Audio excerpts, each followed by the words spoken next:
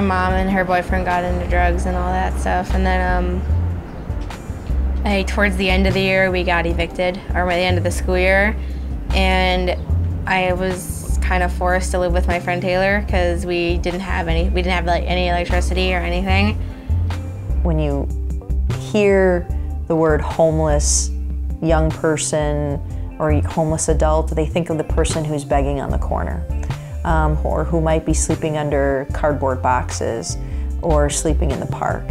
At my house there was like 10 people living there, so I moved up here with some friends, and then they started having some budget problems, so I moved out because they couldn't afford to have me there. And then I became homeless and lived on the bus.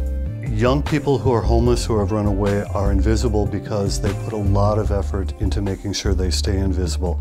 They really don't want to draw attention to themselves or to stand out.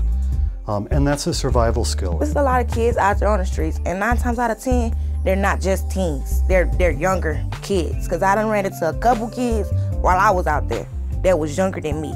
And I'm looking like, what are you doing out here? You are a baby. You need to be at home.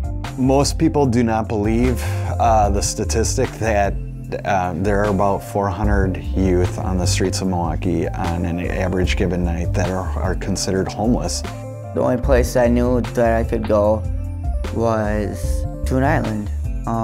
That the only way to get there was crossing either one of 2 train bridges. I was just in like survival mode. I just kept thinking that I needed to do whatever I needed to do to keep myself alive.